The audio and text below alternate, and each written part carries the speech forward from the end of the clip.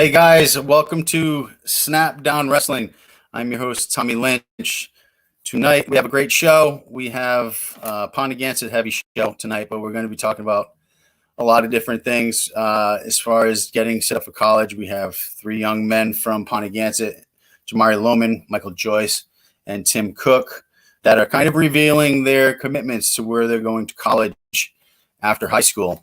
And I'm really excited about it. Some exciting things going on. This is an exciting time of year, and we haven't even stepped on wrestling mat yet as far as having a season. So that's hopefully going to come up. We're just waiting for the state to approve that, the health department to give the nod on that. But for right now, we're just hopeful, and we have a start date of the regular spring season of Spring 2 this year, which is the 26th. So we're all waiting for April 26th, and hopefully we hear something before, so we can get these kids on the mat and wrestling. Believe me, they need it. But also we have the head coach with us tonight of Ponaganset. Coach Michael Joyce is with us, and we're going to run that opening segment to give them their props right now, just a little highlight promo of, so you have a little bit of an idea of some of their accomplishments. And believe me, it's just a small amount of their accomplishments. But Nick, run that for me.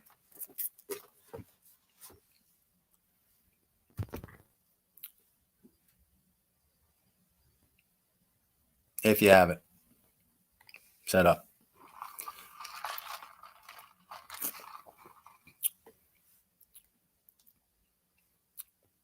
All right, well, Nick works on that. We are going to pull in a good friend of mine, Michael Joyce, the head coach of Ponaganset.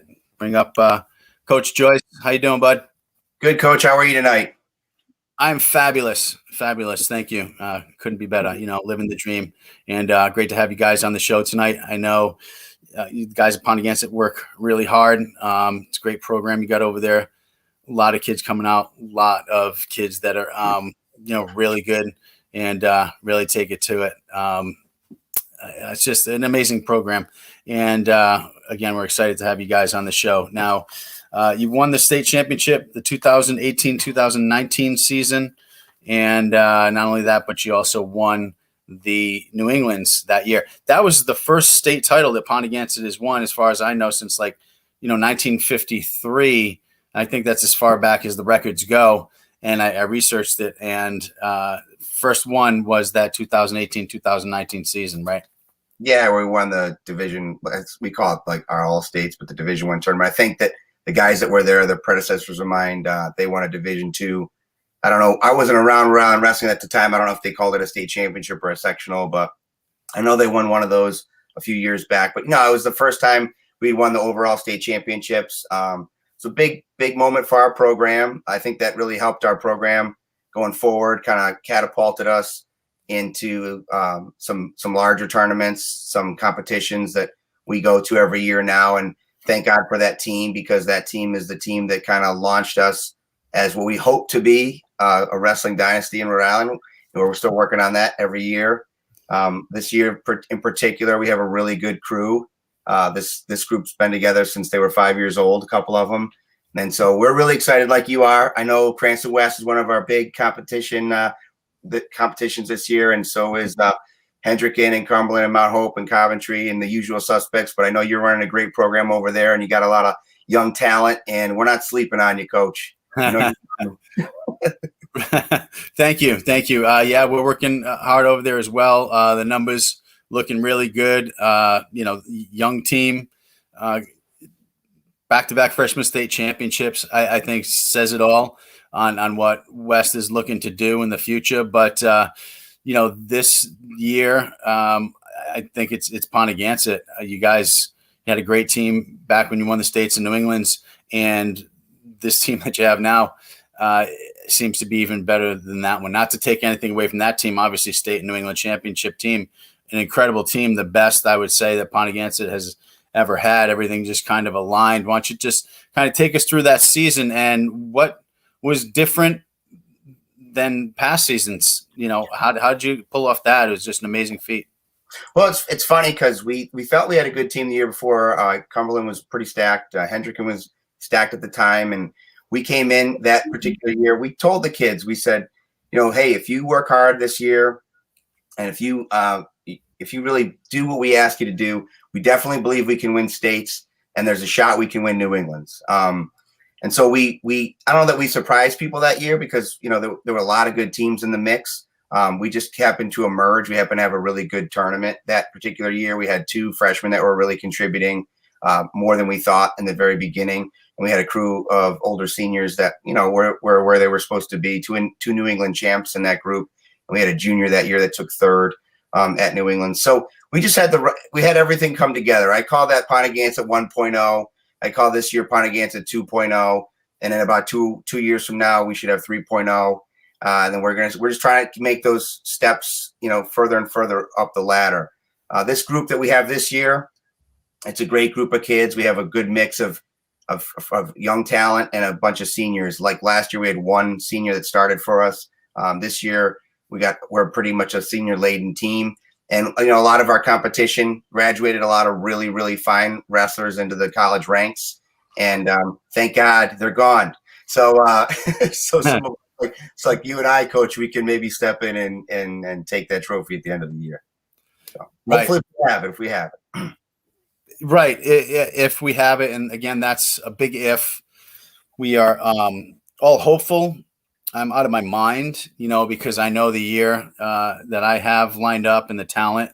And as you must be as well, as Hennessy is, everybody, even, some of the smaller teams that are not, in the top 5 hopefuls of being state champions this year. It's everybody. It's just all the coaches, all the students, everybody's affected. But, there's no reason why we shouldn't. Every other state is wrestling. So we have data. There are teams that have gone from the very beginning of the season, the winter season, the Monday after Thanksgiving, the bigger states, Oklahoma, Montana, Virginia, Florida, Pennsylvania, these are big states.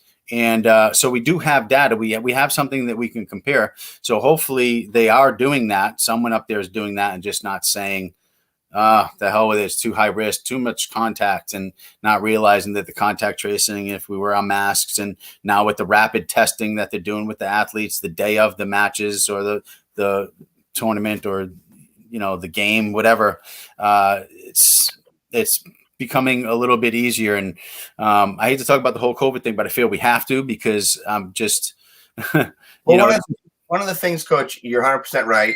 They are wrestling everywhere else in the state. There's no reason why we can't do it here as well and in the other New England states. I'm very hopeful, but I look at Pennsylvania. They ran a modified tournament. I look at Ohio. They usually do all of them in the Scene Center. It used to be the Scene Center. They did it in the Nutter Center. They had 30,000 people there. They didn't have that this year. They put them all in separate locations. They ran the tournaments. They ran them safe. They ran them effectively. And, our numbers are down. They're as low as they've been in a very long time. I'm just crossing my fingers we don't get a 3rd wave. But when you look at those numbers, you look at the fact that a lot of the places that are operating successfully. And I think that the kids are ready to go, and I think we need to do it. Yeah, we really do. We owe it to the sport. We owe it to the kids. The other sports are going. I just think that we need a shot. And I also think it was a good idea for the executive board of the Coaches Association to kind of push it off as far as we could so that we can get through a lot of this and, be in a good situation to where the numbers and the percentages are way down and we can have a season. It's really important for these guys. I know a couple of other seniors throughout the country, Birdwell from Montana, who was, going for his 4th state championship. And not only that, but an undefeated 4-year high school career in Birdwell from Montana is, he got his shot and he did get to go down in history like that. So for the younger guys coming in and for the seniors finishing strong, you got Tim Cook, who's a returning state champ. You got Mike Joyce, who's a returning state champ. They're looking for their 2nd. It's important to these guys. For the freshmen coming in, your other son, Jacob, he won the varsity states as a freshman. So he has the opportunity to win 4 state championships and join some of the other, legends, I call them, and Danny Smith and Sean Giblin and some of the other 4-time state champions. It's an important thing. So again, hope we have it. Hope, fingers crossed. I mean, they put in a lot of work, right? And we have kids on our team that fell short in years past. I got Anthony Patella-Robshaw at 220 this year. Jamari Lowman's hungry for a state title. And, you know as well as I do, we talk to these kids on the show. Even now they're working 3 hours a day, working out or going to clubs. They're getting their matches in all over the country. They're doing all that stuff to stay sharp, and they're staying sharp for whatever wants to stay sharp for. And that's the big show. That's your season. That's the state championship, and a chance for teams to win it as a group, and a chance for teams to win it individually. And like you said, there's kids scattered all over the state of Rhode Island, every division, every level, and they just want that chance. So hopefully everyone listens to us out there, and hopefully they look at the data, like you said, and hopefully they realize it's just something we got to do. It really is. There's a lot relying on it, a lot dependent on it, and we do deserve that shot. We've got some of our friends out there online tonight. In Serge, how you doing, buddy? Good to see you, Serge. Always on the show and leaving us messages and comments. And tonight's no different. He says, giving you some props there, Coach Joyce, that you got a great program. You work your butt off over there. You work really hard. We got Adolfo Beniger saying, got to have a season. Hi, guys. How you doing? Thanks for tuning in as well. Erickson Morales, how you doing? This is going to be an amazing year, an amazing season. I'm really, really looking forward to it. And I'm staying hopeful and praying every night that we have one. But let's talk a little bit about, colleges, since we're going to be talking about where Mike and Jamari and Tim are going, where they're committed to. We talked a little bit last week with Lonnie Morris about some of the ways to get some money and when you should start. When should you start trying to figure this out as a freshman, or do you wait till you're a junior? Is that too late? 100% a freshman. So one of the things we do with our kids that are, I say this, with everybody, I say this to my kids in class because I teach, but, one of the great things about playing a sport and working your butt off for 4 years is that you can create opportunity and potential for your college, where you go to school, and for your life afterwards. And so we kind of use wrestling as a vehicle to get our kids into places they would not normally be able to get into. That's the first part.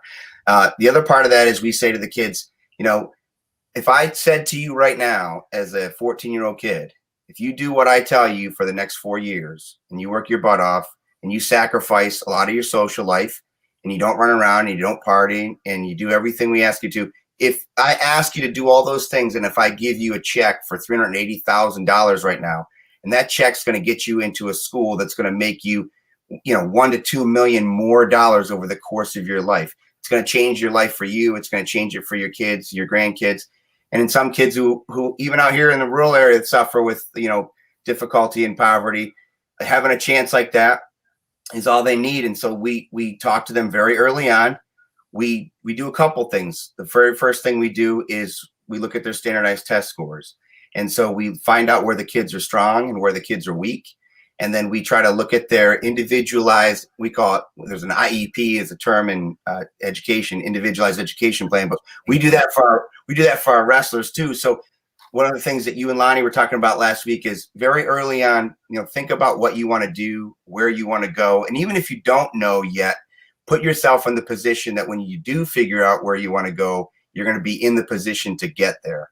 And so that might mean, and this is what some of my guys have done, that might mean that if you're walking into your freshman year and you've only taken Algebra 1, you might have to take geometry over the summer with a tutor, with a credit acquisition, with an Edgenuity online course, so that you can take Algebra 2 your freshman year, pre-calculus, calculus AB, calculus BC, physics 1 and 2 AP, so that if you want to go apply to Wharton School of Business, you got a shot at getting in. And so not only do we ask the kids very early on if they are willing to commit to this, and then we don't want to tell them that they can achieve something and then have it so that they don't achieve it. But we do tell them that even if you don't accomplish your goal is to go to Harvard, and you might not get into Harvard, but you might end up at like a Williams, or you might end up at a Wesleyan, or you might end up at like a Washington Lee, where Jamari is going, which is top tier institution that's going to change his life as long as he continues doing what he's supposed to be doing when he's there. And so we start very, very early. We look at a couple different things. We try to get them on the right track. And what's great about the kids on our team right now, and it was good with Sam Lynch and the rest, and Tyler Riggs and all those guys, they did the same thing, and they were good examples for the younger guys. And then these guys are going to be examples for our next crew, the younger guys now. So these are all things that we try to instill in our program, and we try to treat, try to make them aware that the decisions that they make today are going to affect their lives tomorrow. And it's very, very important to start early. I'll tell you two quick stories. One of our kids got an F on his report card when he was a freshman. And I'm not saying this to you guys out there who got an F on your report card to kind of like, rip away your dreams. But he had an F and he applied to his school of his dreams. And the reason he didn't get in is they cited that course. And his father was pulling his hair out saying, how come no one told me it was so important when you were a freshman, to make sure that you did things properly and to make sure that your transcripts were all set and to make sure that the classes you were choosing were the right ones. And so I tell kids too, you're the one that controls you. There's always going to be people that are naysayers. There's always going to be people who try to tell you can't go here, you can't do that, you shouldn't be in this class, you're not smart enough. And what we do is we plow right through that, and we do it with good old-fashioned hard work. And it means sometimes our kids are up till 2 or 3 o'clock in the morning. It means sometimes they miss homecoming. I think Josiah Fry, Serge was just on, high praise from Serge because he works his butt off too. I think Josiah Fry went to his prom, and that might have been one of the only dances he went to. We were trying to get him to go to Lake Placid to wrestle, and he said, I really want to go to a dance. so it's hard but look where it got him. Right. He's one of the most accomplished wrestlers in Rhode Island history. He's wrestling at the Division I level, and if you work hard, it can happen for you, and that's what is the best thing about the sport of wrestling. It, Tom, as a coach. I know it as a coach. We're so happy for those kids who work their ass off and achieve their goals at the end. And so that's one of our big things. Juniors, you're talking about, is it too late? It's never too late. And the Ivy League schools aren't for everybody. And, Lonnie was talking about this too. There's a bunch of great schools in your backyard here. But the reason we take that tack that we take is because we try to get as much money as we can. We'll talk about that in a minute. Okay. But back to juniors, I tell kids all the time, no, it's not too late. You can go to a school somewhere. You can work hard your junior year, senior year. Colleges like to see the fact that you increase your rigor and then also your performance. So what we do, we advise kids that their freshman or sophomore year, they take at least one AP course. This is really important. Take one AP course. That's why we look at their test scores. And we choose an AP course that they're going to be successful in. And they get success in that course. And then we put them in 2 AP courses their sophomore or junior year. Now, what colleges like to see is that you maintain that level of rigor or you increase it and that your performance goes with it. So even if you had a couple bad grades or there was a good reason for not having a great freshman year, all is not lost. What you need to do is work now. Improve your grades in the classes that you're in. Go to your guidance counselor. Say that you want to be challenged. Colleges want to see that you challenge themselves. Here's the deal. Colleges are going to give you money. They're going to invest it in you. They're going to invest it in you, and they want a return on that investment. And the return on investment is you going out in the world and basically being a representative of their brand. And so kids who realize that in high school are the ones that get there. And the kids who do the hard work are the ones that get there. You never, ever, ever do yourself a disservice from working hard. Right. Absolutely. And there's a lot of sacrifice that goes along with it. But, kids that are watching, it's worth it. It's going to be worth it in the long run. It's hard work. It's a lot of sacrifice. But who knows better than wrestlers about sacrifice? I mean, being out there in what I consider to be the toughest sport, mentally, emotionally, and physically, even just the training and the practices, you get into shape to get on the mat and go 6 minutes. Is the toughest out there. And I don't think anybody can argue that there's no rest in wrestling, but I mean, there is. It's WRESTLING. It's the rest, but there really isn't. There's absolutely no rest in wrestling. So that in and of itself trains you emotionally, mentally, physically, spiritually to have that type of discipline to where you can forget about everything else, hit the books, get your grades up, take the courses that you need to take, and really do it. The problem is, I think, Michael, is they don't know. Like you Yeah. said, that one father. Well, I didn't know. Well, guess what? We're telling you now. We're showing you now. A lot of coaches have that blueprint and work it. Coach Joyce is one of those coaches, and a legendary coach, as far as I'm concerned, and is just revered by the community, by his wrestlers, and he's turned out some incredible wrestlers and some incredible students, some incredible young men that have come out of college, contributed to society, and started making, some serious money. So it's what it's all about, is, getting a good education, going to a good school, and raising a family to where you have a great job, you have a lot of money coming in, and it's one process. But you got to have vision. You got to look into the future. 5 years, where am I going to be 5 years from now? That's your long-term goals. Where am I going to be a week from now? What am I going to do today that's going to change myself by this much for the better? It's all those little changes that stack up on top of each other, just like in wrestling, that make the difference, that make the man, that make the wrestler. So good stuff, Coach Joyce. Can I tell you a couple of things I could just tell kids right now, just to give them some practical advice? So every year they offer the PSAT in the spring. I tell my sophomores, and I encourage my wrestlers to take it in the fall. They do have to pay money through the school to take it in the fall. The reason you want to take it in the fall, and as much as people say, just so all the wrestlers out there are aware of this, as much as people say they're moving away from the SAT and the ACT, even this year, when Ivy League schools weren't requiring it, they were requiring their athletes to turn in scores. And so I've run into kids who say they don't test well and do poorly on tests, and so they kind of give up. And people tell kids all the time, "Oh, you don't take it multiple times; it's not going to go up." So one of the big things I tell kids all the time is, in your sophomore year, fall your sophomore year, take the PSAT, get adapted to the test. Now, you're not going to do well. You haven't taken enough high math yet to do well. Okay, so what do? You take the PSAT. Once you get the PSAT, you got your College Board account. There's a little button on there you click. You download the test.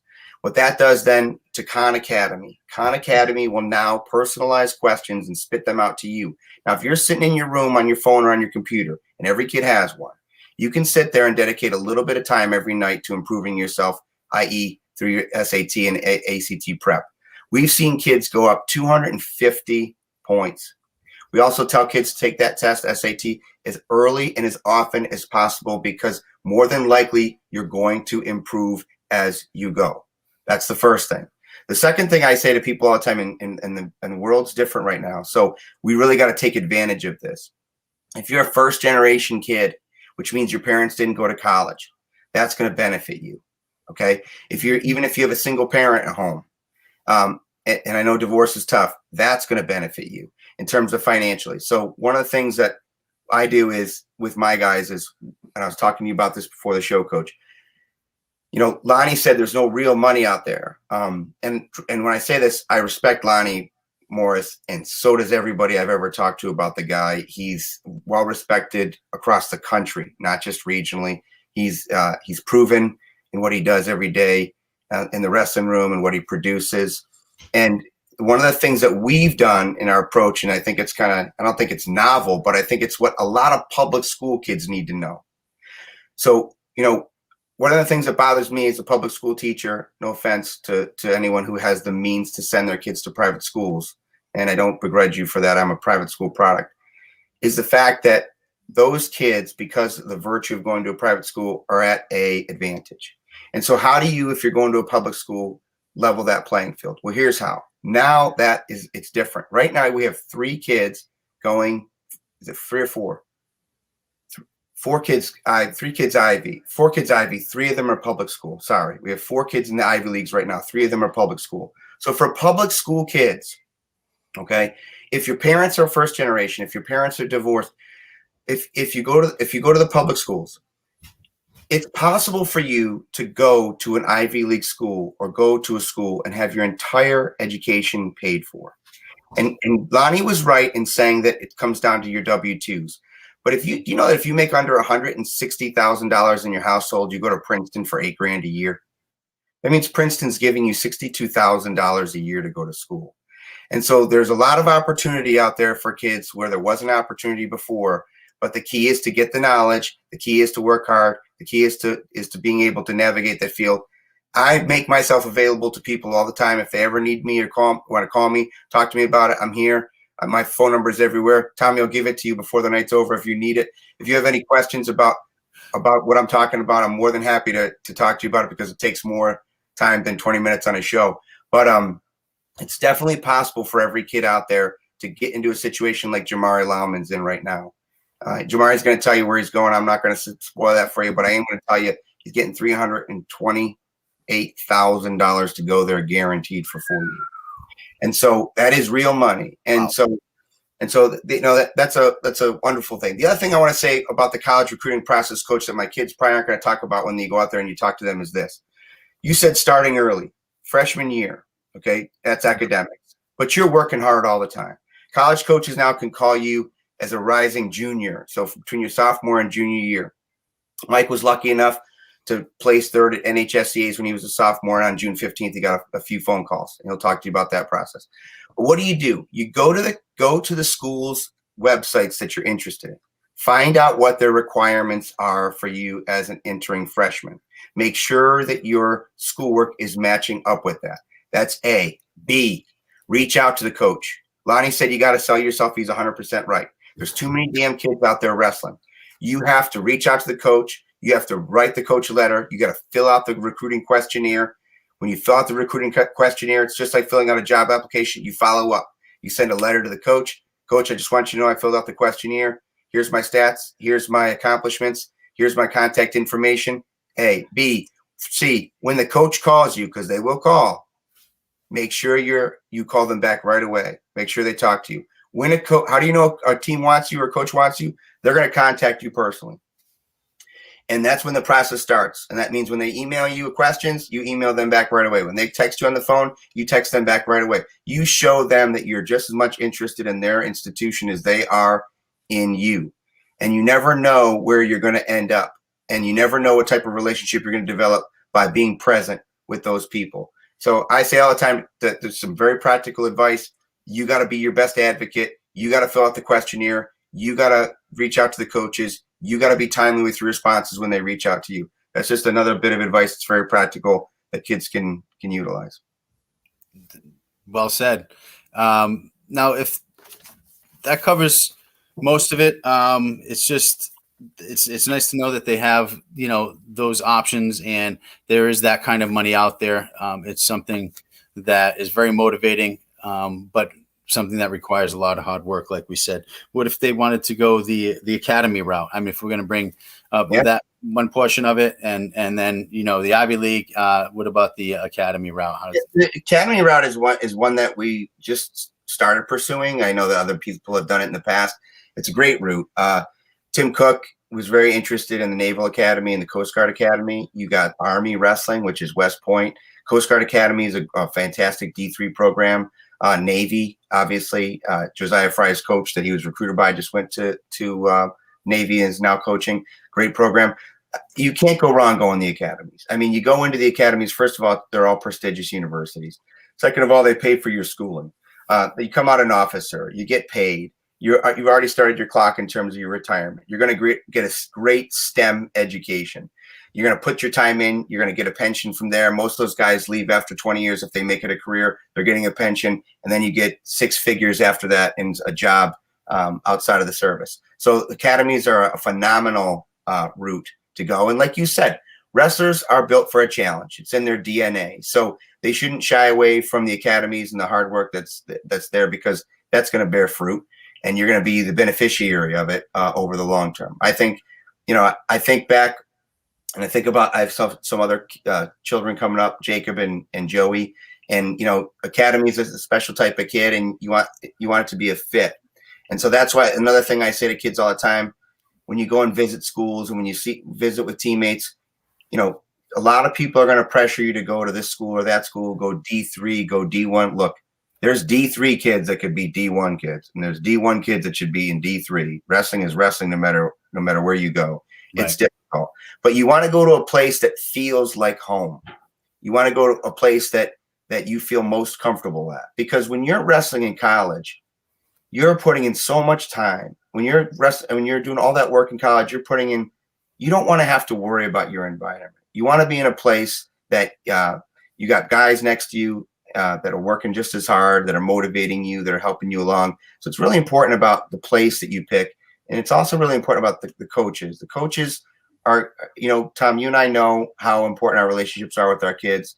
For sure. You're sending your kids off, whether either wrestlers or your own children, you're sending them off to college for 4 years. As a parent and as a former coach, you want to trust to who they're going to. And so that relationship is really important. And that relationship is going to be, it's either going to take hold during that recruiting process or it's going to fade away. Right. Yeah, absolutely. Well said again. And Serge just chimed in again. Kyle Merritt's at Norwich. Kyle was on the show talking about Norwich now that he's over there, and the dedication, the hard work that he put in, keeping his grade point GPA up to 4.0 and all that. He put in the work and it's paid off. Now, if someone can't go to like a West Point or Annapolis or schools like that, I know that Newport has some type of prep year. Yeah, they have a NAPS program right out of Newport. Tyler Grayson used to coach your Brown coaches down there. So that's a process that the that the academies kind of figure out. Like they may want you as an athlete, but you may not be ready academically for the difficulty of their course load. So they put you in NAPS for the year, and they basically prep you mostly in the STEM areas.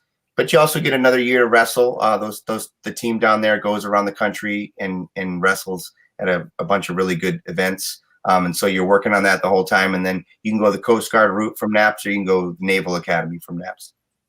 Right. Okay. So that's like another option if you're not quite ready. Instead of giving up, there's options out there for you to prepare for this stuff. So that's awesome. And it's just a wealth of information. Hopefully, we had some kids out there, taking notes as they should have been, but if not, don't worry about it, because you can just always go to YouTube and watch this podcast, or to the Rhode Island High School Wrestling group on Facebook or my Facebook. So you'll be able to access this, and again, access Coach Joyce, if you wanted to have some questions on myself or some of the other coaches that, follow along this line and know about the college recruiting and how it goes and how to get money. And I learn a little bit more from each coach that I bring on. So it's great to have you on, Coach Joyce, and for you to share that knowledge. I know that this is somewhat of something, that's a big study of yours. I don't want to say it's an obsession, but and that's fine. That's great, because it's working out well, which we're going to see here in a minute when we bring on the guys. So let's cut to a quick commercial break. And when we come back, we'll run that clip introducing the guys, and we'll hear what they have to say and how much hard work actually goes into it, both on and off the mats. This is Snapdown Wrestling with SFBNRI. We'll be right back.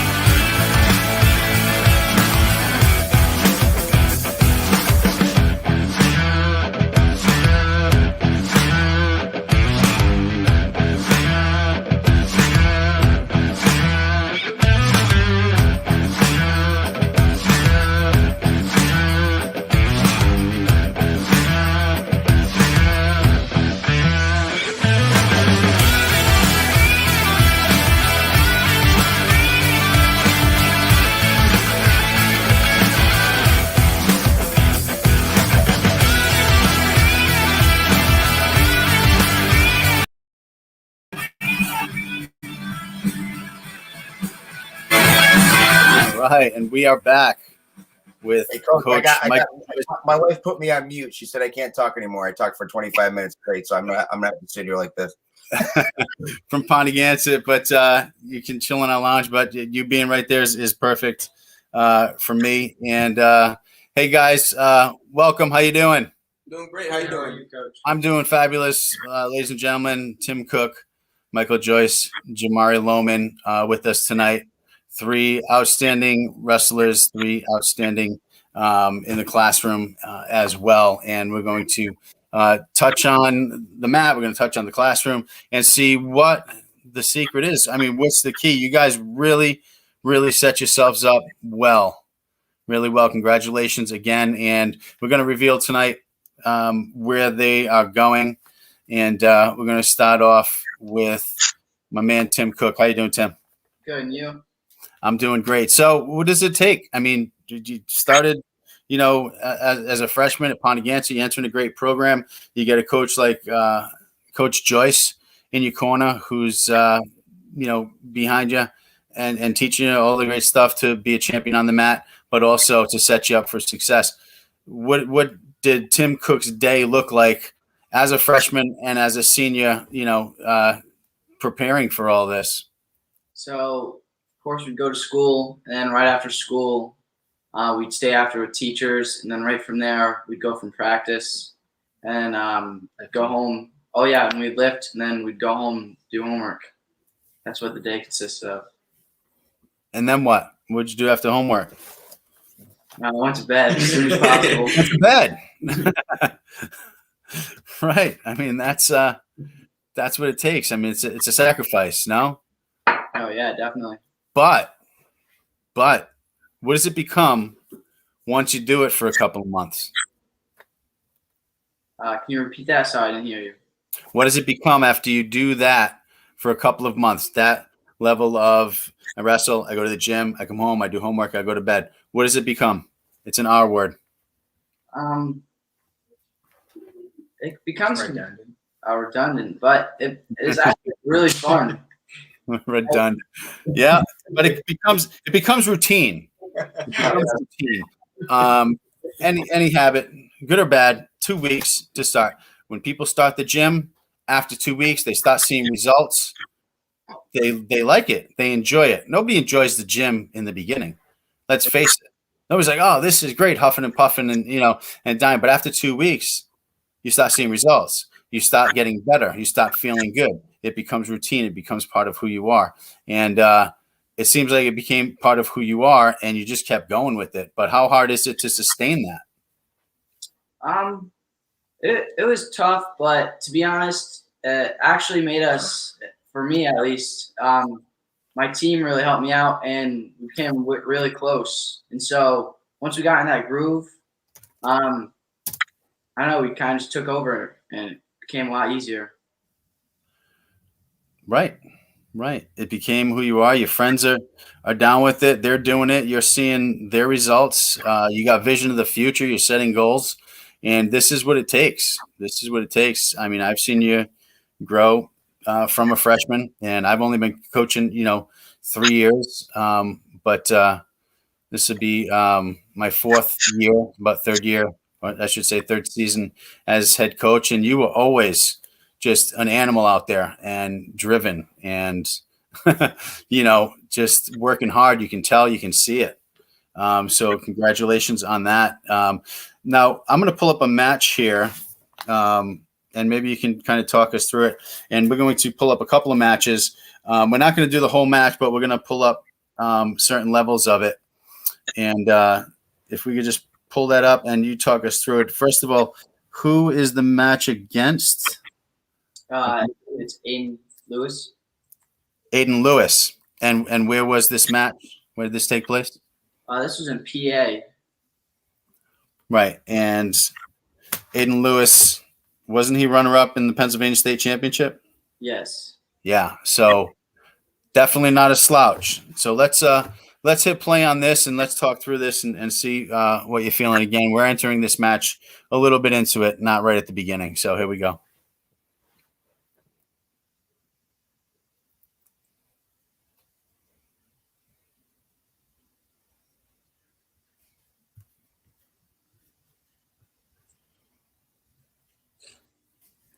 Are you hearing volume, or is it no volume? Nah, no volume. Okay.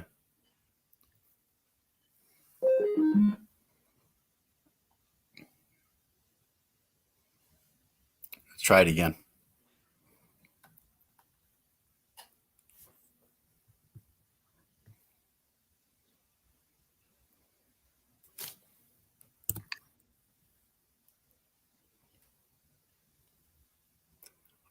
What happened there?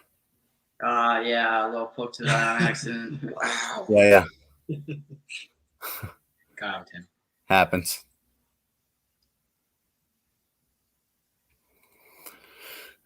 So he's pretty aggressive. You snap him down, right down to those legs, crawl right up, grab your 2 there, making it 4-1.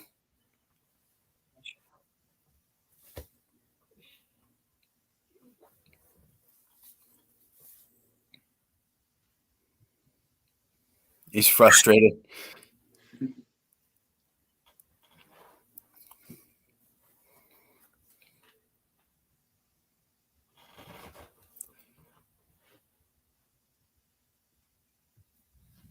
Now, is Aiden a senior this year? Do you know? So he's a senior this year. Yes. He's going to be coming for you, maybe. You didn't say that. Yeah, I heard he's committed Bucknell. Where do you commit to?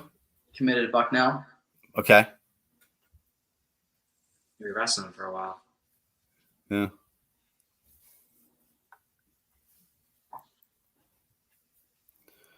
Right now, 4-1.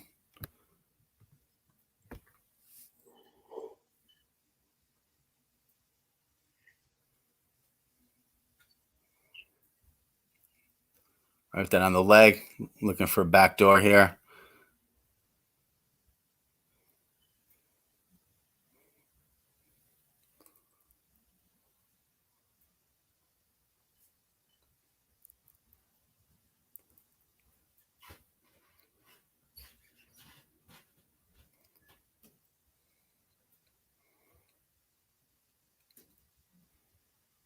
There it is.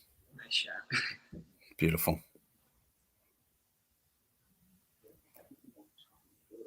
Oh, yeah. All right. Yeah. How long ago was this, Tim? This was a couple months ago. In September, yeah. And so Look at me. I knew he was going to be fast and quick. So I kind of had to like move my feet so I wasn't still, because that would have just helped him out. There's no Yeah. So, and I knew he kept coming up with that single hand that I like. So I was able to get those low singles. And then I believe second period, I knew my bottom game was pretty strong because I worked a lot there as a freshman because I had a little bit of trouble getting up. And so that made me a lot better on bottom, so I was able to get out. Right. Well, I mean, it showed there. That was just a couple months ago, and you're looking a lot bigger than from what I remember. What are you weighing? Right now, I'm like around 143, 144. So, yeah, I definitely got a little bigger. 143, 144. Hold on a second here. I just got to pull something up real quick. Where did you wrestle last year? Well, that's what I'm looking up right now. Without him telling me, I'm going to tell you that he wrestled Raya.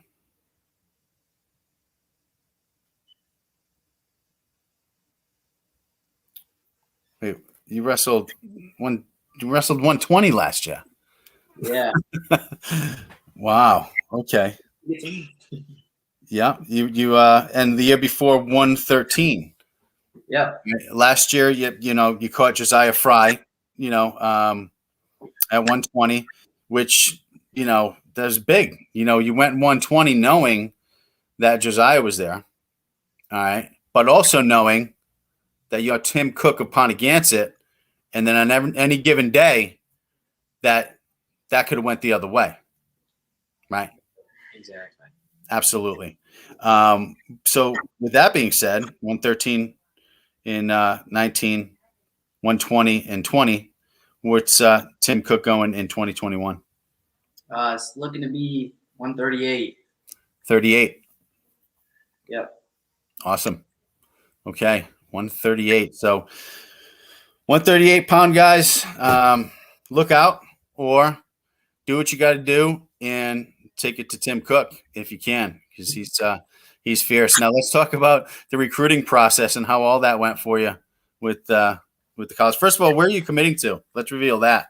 So I'm committing to Franklin Marshall, which is in Lancaster, Pennsylvania. Nice. And so the recruiting process for me actually started pretty late. After that match, actually, I started getting recruited. But before then, it was kind of quiet. After that match right there, that match that we just showed was a turning point. Yeah, it was a turning point. From there on, I started hearing from Franklin Marshall, a lot of D1 schools like Franklin Marshall, Binghamton. I started hearing from the Coast Guard, Wesleyan. I started hearing from a lot of schools, and Bucknell. Yeah, Bucknell. They're talking to me a lot. Wow. And that's where Aiden's going, right?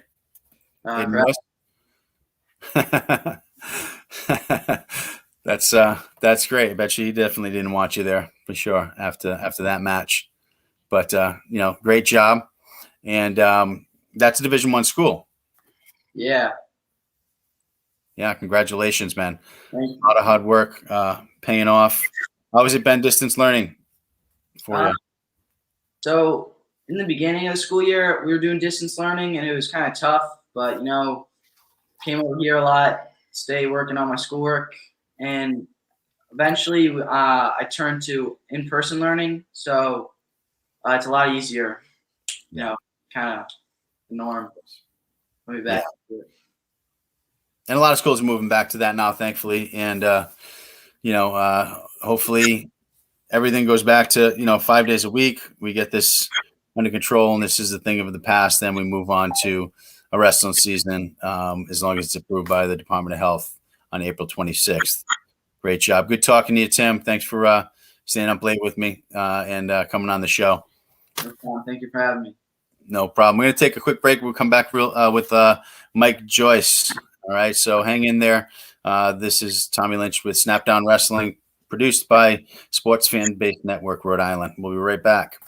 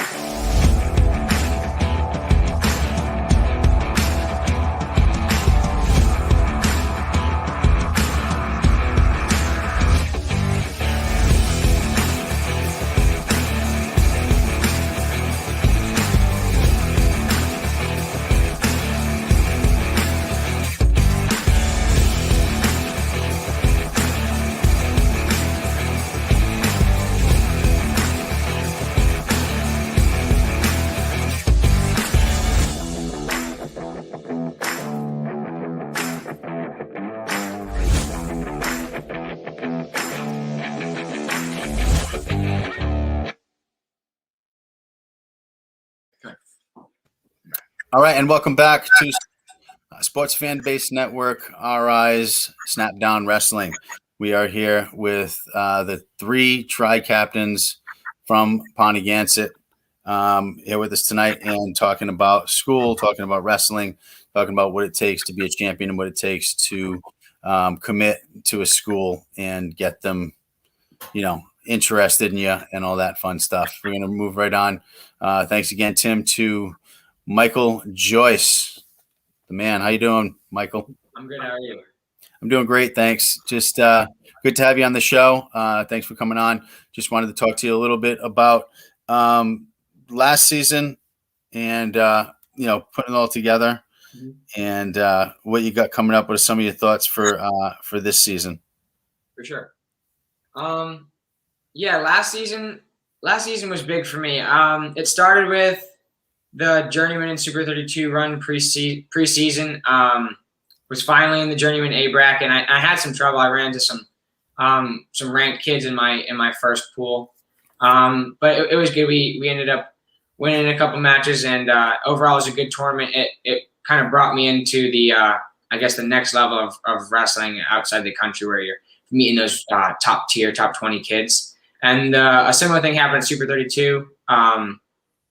Went 5-2, which for that tournament is a good thing to put on any wrestling resume. And I think the match that we're going to watch tonight is from that tournament, actually. But yeah, so then going into the season, I kind of like tweaked my shoulder that year. If you notice, I had that arm brace on. Yeah.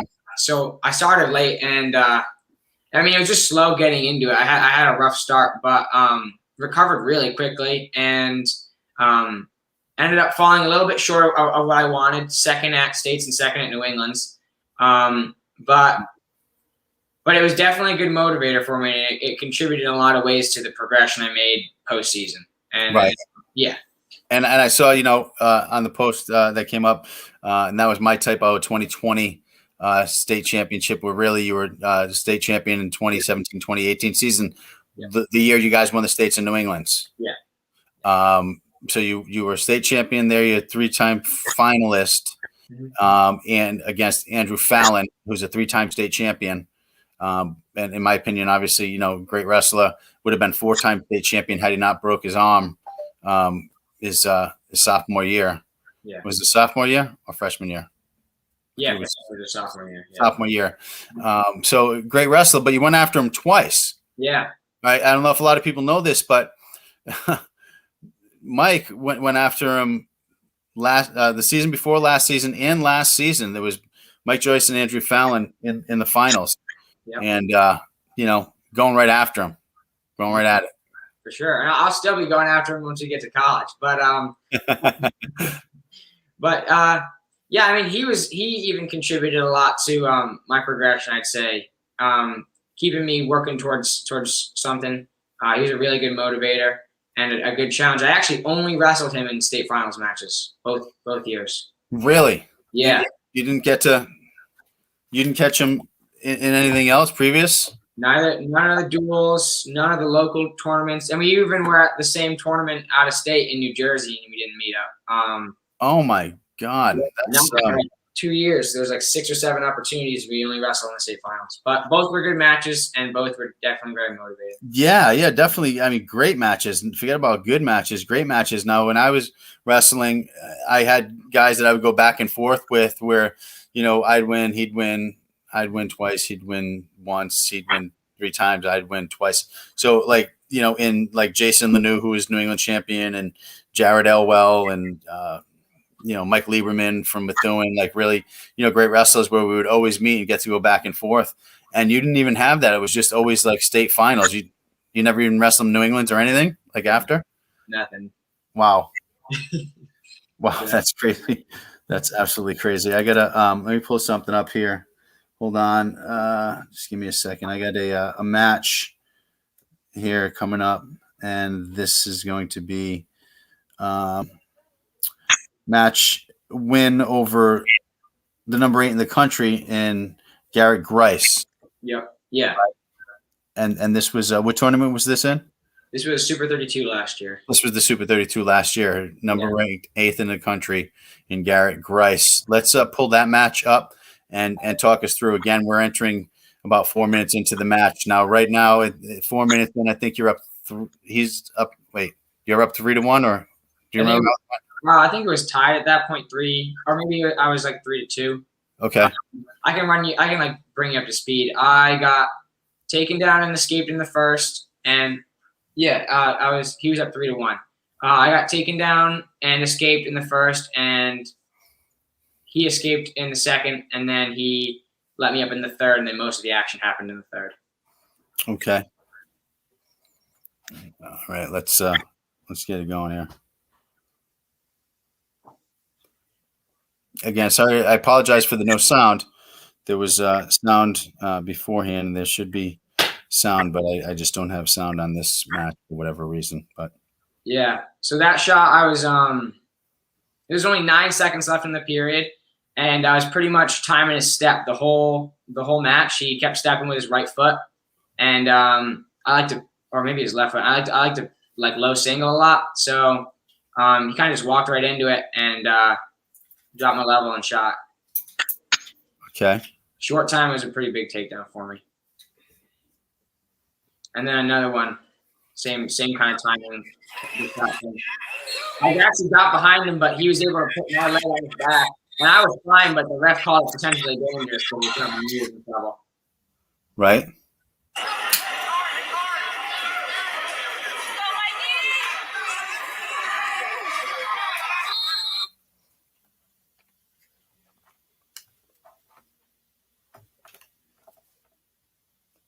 It's quick. You're both quick. Yeah, very small at the time. I think we both cut probably a lot of weight for this one. This is actually probably the most I ever lost for a tournament. What weight class is this at? This was 120. And then I think that year I ended up wrestling 26.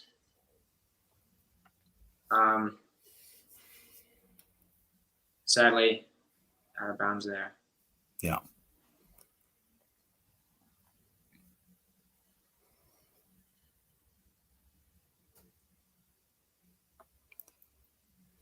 And this is just the final seconds. I'm up 4-3 after all the exchanges. So I had to hold him off for like 10, 11 seconds and took the match, which was really exciting. It was one of the biggest ones I got to add to the resume. Wow. Really, really good. Good stuff to beat someone of that caliber. I mean, that definitely it's important. And let me just talk about that for a second on how important it is to do some travel and hit tournaments like that, because that's where you get noticed. That's where people are going to see you. I mean, being in Rhode Island and wrestling the season is great, and doing the state championship in New England is great. But in my opinion, it's got to be all somewhat of practice for those big events, because that's where it's a big stage. That's where you're going to be seen by, some of the Division I coaches. Your name's going to get out there. You're going to get to beat somebody who's ranked number 8 in the country, number 2 in the country. And when you start doing stuff like that, even if you didn't happen to win the state championships because you had someone in front of you who was like a Danny Smith, who was, Danny Smith, 4-time state, 4-time New England champ, undefeated in high school, and to go after him, it's just, it gives you a shot.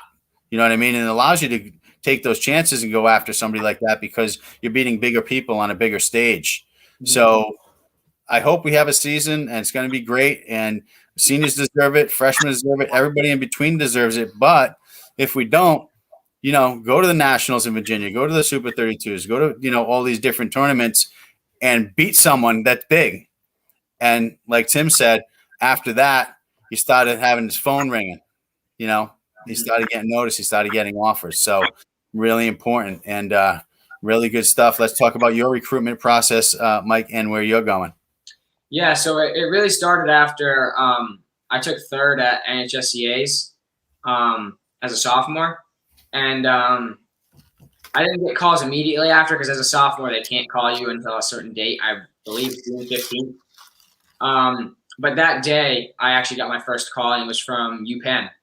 And I was just walking down the aisles of a Dick's Sporting Goods store, and I got some random phone call. And it was a pretty cool experience. And they started coming in more and more, and we started reaching out to more and more colleges, and kind of just blew up into this crazy experience that I absolutely loved. So yeah, the first college that we ended up getting an official phone call was from UPenn, and then some of the schools that followed, Lehigh, University of Virginia. We talked a lot with Brown, and that's actually where I'm committed. I'm committed to Brown. Nice, congratulations! Super, super excited. Yeah, it should be. Great school. It's awesome. Yeah. We talked to Williams a bit, University of Chicago, which is an amazing school, and we talked to Princeton and Harvard as well. So that was really the main lot over the course of the 2 years that we talked through. I ended up getting offers from Lehigh, and I had talked with them a lot, and it was really difficult for me to turn them down because when you think about it, they're consistently like a top program in Division I. the same thing with UVA. I got offered a spot there as well, and they're a really good program as well. And it came down to I put a lot of work in academically, and I knew that a place like Brown, where I know the coaches, I know I can be successful with those coaches in Division I, and I know that they're going to be growing a really good program, combined with the caliber of school they have is too good of an opportunity to pass up. So when I got the offer from them, I had to take it. Yeah, that was the majority of the process. Those were the schools, and those are the primary considerations were the caliber of like the academic institution and place that I felt comfortable in at home, and that was at Brown. Really good, man. Again, congratulations. That's great. Good school. Great school, but a good pool of schools that were, vying for you and calling you in Pennsylvania and Lehigh. I know, like you said, I mean, that's a top 15 school consistently. I know, John Hughes. I wrestled with him when I was coming through with Northeast Regionals and all that, and him and his brother Russ were always in the finals of Northeast Regionals and Nationals, and they're twin brothers. Couldn't tell them apart. And they both wrestled like incredible, and with powerhouses, they'd flip a coin when it was them in the finals because it usually was them two in the finals. They wouldn't wrestle each other, so they'd flip the coin. One would take first, one would take second. But a great school, tough decision to turn down and stay home locally. I'm sure Dad's real happy about that. As well, and just to not only be local, but to be going to a school like Brown, going to that and getting accepted, because their acceptance list is pretty short. So again, congratulations, man. That's hard work paying off in triplicate. Awesome. Great job. And thanks for being on the show. We're going to take another quick break, and then we're going to come back with Jamari Lowman and find out what's going on with him, where his head's at, and where he's going to. Stay tuned. We'll be right back with Snapdown Wrestling, SFBNRI.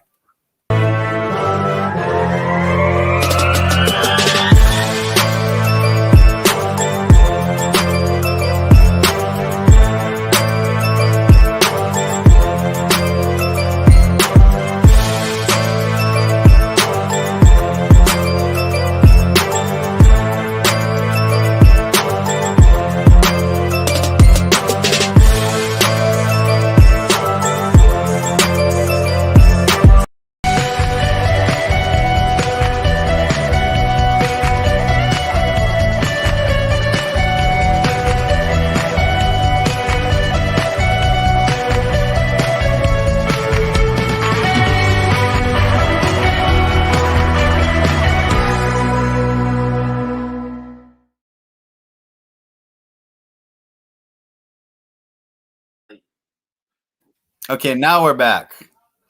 Officially, I thought we were going to a 2 commercial break there and coming back, but we're back again with Tim Cook, Mike Joyce, Jamari Lowman, and with Coach Joyce, who's still hanging in our lounge, but has been snapped down to the lounge because, according to his wife, he talks too much. But he talks a lot. And it's great information. So definitely listen to what he has to say. And if you missed some of it, definitely go back and take some notes, because it's all good stuff and could change your life. Right now, we're going to bring on Jamari Lowman. Jamari, how are you? I'm doing great. How you doing? I'm doing great. Thanks as well. It's good to see you. Great program, kind of life changer, Journeyman Fall Classic overall champion. 2-time state placer. You went 8-1 of the Daystar duels and 7-2 in the Olympic duels. Let's talk about leading up to that last season. You had an amazing season, as far as I'm concerned. Great season, and then great off season, if you can call it an off season, because wrestlers sometimes there is no off season. You just go, and you did some great things. Talk to me about, first of all, last season, and then talk to me about the Daystar and the Olympic duels.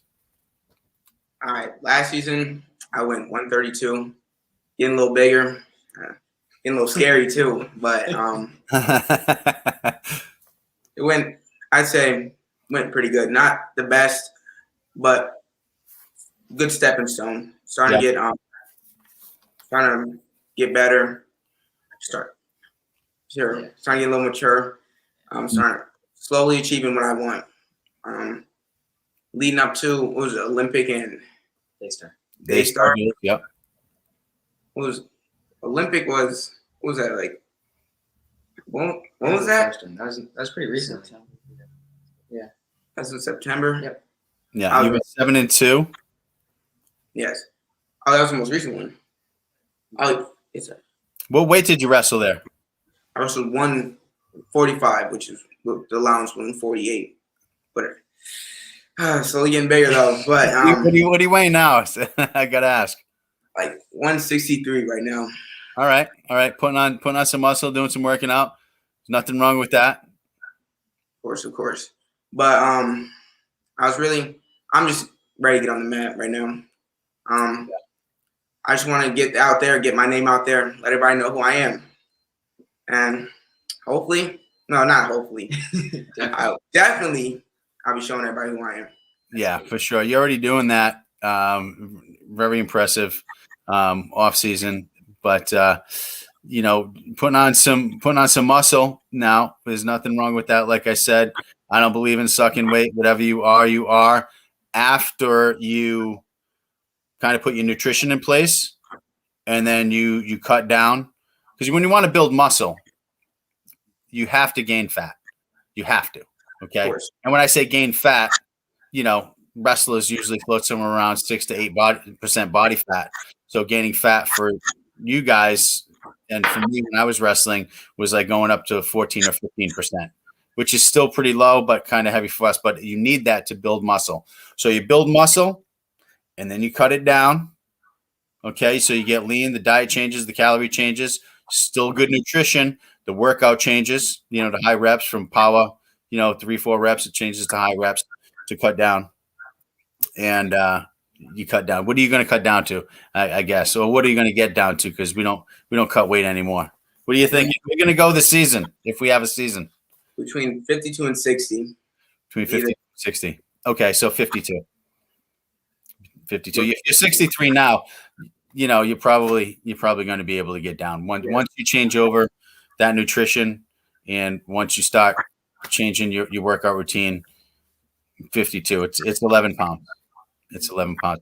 But that being said, in the same breath, if you go 60, it's not really going to make a difference. You're still going to be Jamari Lowman. You're still going to wrestle your way, your game, and you're still going to have wins. You'd be a senior this year, and at 160, I mean, who do you got? Who are you looking at? Who do you have in your scope at 160? Listen, I'm bad with names. I don't know anybody in Rhode Island. Good.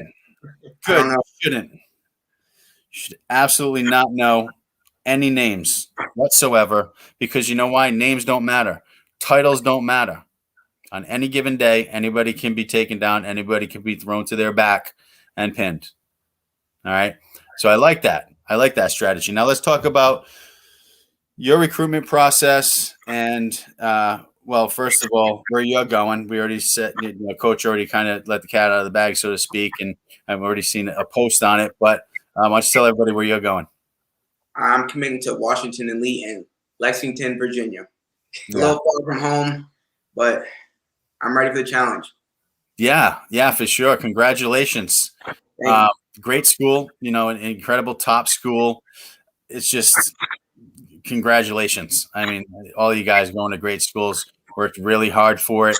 Talk to me about how'd you get there? I mean, coming in as a freshman, where you at, and what sacrifice you took, and where you're at now with it.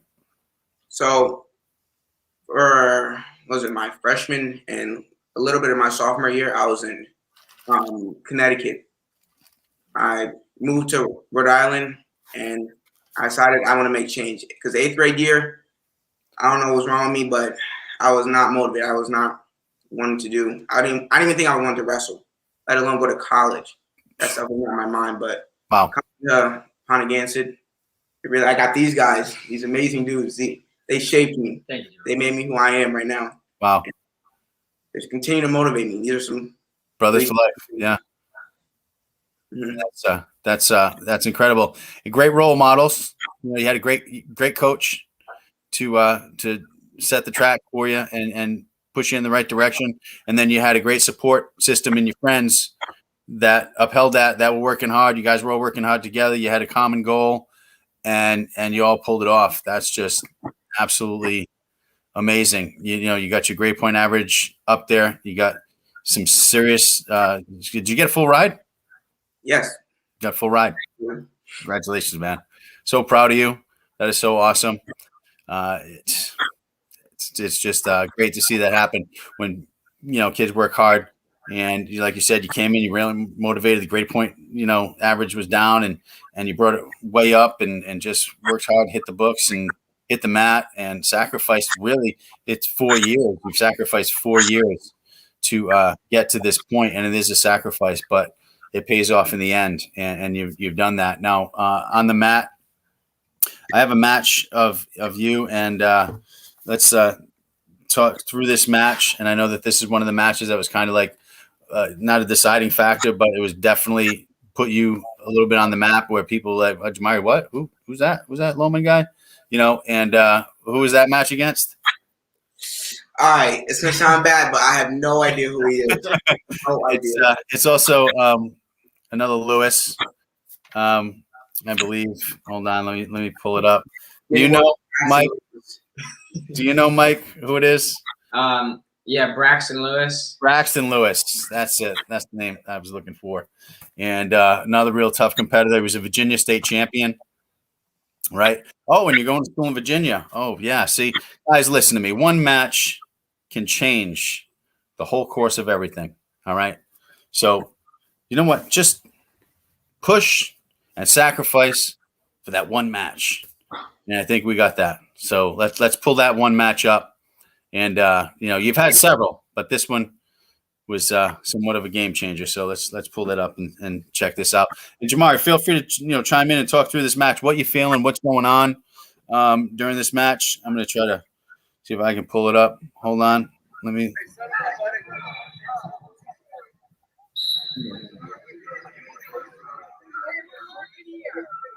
Okay, so this is tied at this point. This is Braxton Lewis, Virginia State champion.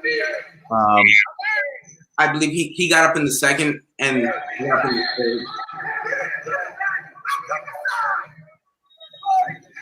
And right now, right here, I knew I had to do it. You knew you had this. You could hear Mikey in the back. Yeah. Get the fingers.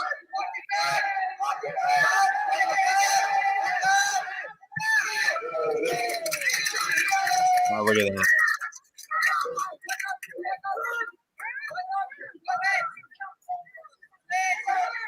Hanging with it. Nice job holding on. Nice job holding on. Wow. And that was it. 3-1 right there. Hold on. I got to minimize. Here we go. Wow. Good match. I mean, just holding on. Because right there, you could have escaped. 3-2. Come right back. Take you down in the last second. I've seen that happen so many times. That was so important that you hung on and swung around and then brought him back down to the mat. Man, exciting match. Exciting things to come. If you have some advice for kids watching, coming in, freshmen, tough time to come into it. May or may not have a season. What type of advice do you have for someone like that coming in and maybe in the same mindset that you had? I'd say keep working hard. Don't let things stop you from achieving what you want to do. Can't let little things stop you. Right, because there's a bigger picture. Yeah. There's a bigger picture, and you guys saw the bigger picture. You set your goals. Goal setting is so important. You put the time in. You sacrificed a lot of free time, a lot of just hanging out, a lot of just thumb wrestling with a controller, and doing what it takes, knowing where to go, knowing what to do. And it's coaches like Coach Joyce. And let's, if he's still with us, can we pull Coach Joyce back up into the mix? Hey, Coach. How we doing? Good. Thanks. How are you? Just talking about the guys, and you've been listening in about just doing what it takes, going that extra mile, and sacrificing to achieve those goals. 4 years in the making, not letting it slip, taking the proper classes, doing the PSATs, and just the AP class, and like just everything. There's a formula here, it seems like, and Ponaganset kind of has that formula in you, Coach Joyce, and thank you for doing that. And the kids that come through your system just owe you so much, and owe the program so much. And they come back and they give back in just being successful. Well, thank you, Tom. But the truth of the matter is these kids work really hard. We as adults and coaches advise them. They're the ones that do the work. Right. I never worked like that when I was younger. I mean, I worked a little bit, but not like these guys do. They work all the time, every day, so they deserve whatever they get. It's good stuff. It really is. It really is. Again, guys, congratulations. Thanks for being on the show. We ran a little bit over, but it was it was worth it, and a lot of good information out there now. And for the viewers that are looking in, definitely, if you need to, if you want some advice, call me, get in touch with me. There's several different ways to get in touch with me, so there's no excuse, and I will contact Coach Joyce or get in touch with Coach Joyce yourself. Anything to make sure that your kids are on the right path coming into their freshman year and going right through to their senior year, and having a great wrestling experience with their teammates, but also, more importantly, having everything in order that they need to go to a good school, get some good money towards their schooling to make it easier for them, so that they're not swimming in loan debt, student debt when they get out of college.